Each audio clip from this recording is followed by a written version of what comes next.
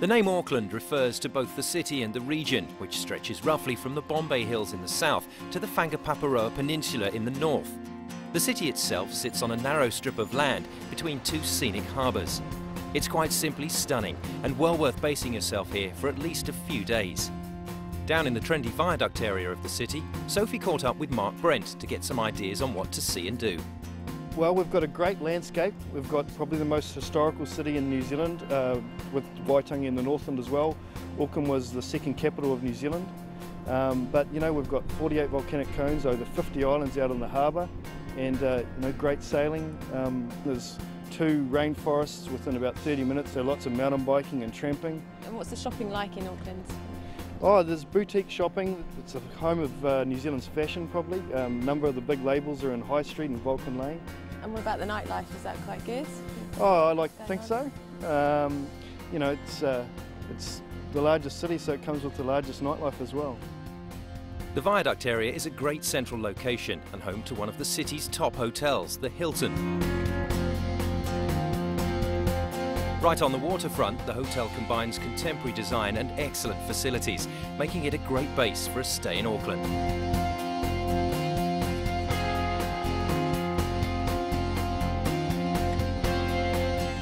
To get an overview of the entire city, the girls headed up to one of the most popular viewpoints on Mount Eden, where they met up with local Maori guide Prince.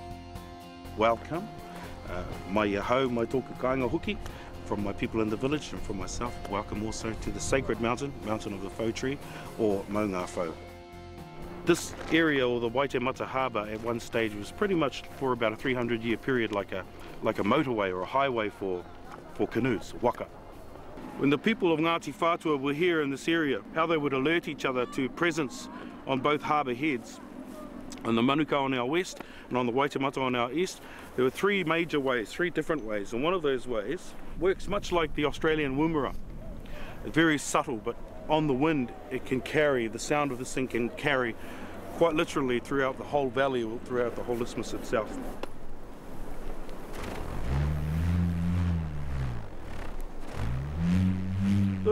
Ki moi ngā tua te poka tu hikarara pakauira kata te mahua ki o e toi a te waka.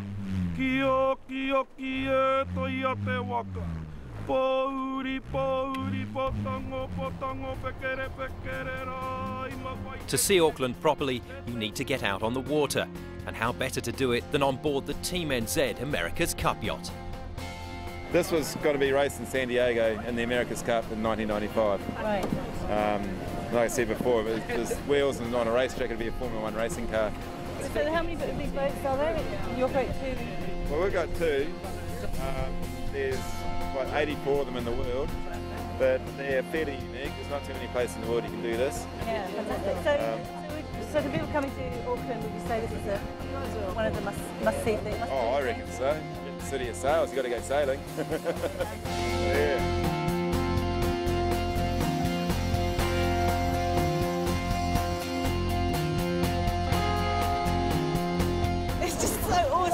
Because you're tipping literally from one side right to the other, but it feels real because it's so huge. It's like really stable, and it's just amazing, absolutely amazing.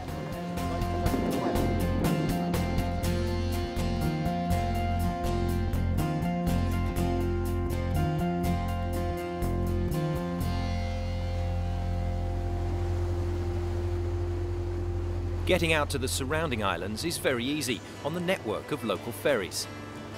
Wahiki Island, a favourite weekend haunt for the locals, is just 35 minutes away from the city centre, but has a completely different feel.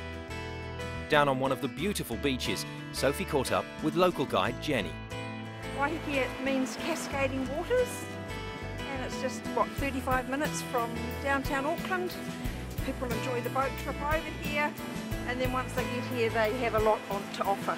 What can you do on Wahiki Island then? Well, the vineyards seem to be the thing that seems to attract most people. We've got about 35 vineyards here, but we've also got some great beaches. We've got fantastic art studios, gardens, and we are becoming known as an island of great wine and food. Some people actually say that they feel like they've stepped back in time a little bit, like the way the world used to be before it all got fast and speedy. So, great location. Yeah. The atmosphere may be laid back, but there's no shortage of cutting-edge restaurants and places to stay. One example is the ultra-luxurious Boat Shed. This is a small boutique property, ideal for romantic getaways on Wahiki.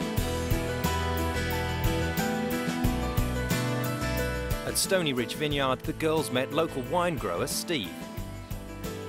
The vineyard, we run it organically. It's cultivated under the vines, not sprayed. We have never sprayed insecticides and we haven't done herbicides for 16 years. And it's sort of in line with Wahiki's tradition of being a bit of a hippie island. Yeah. Sure. And the only Tangi beach was the magic white sand beach is just over the hill.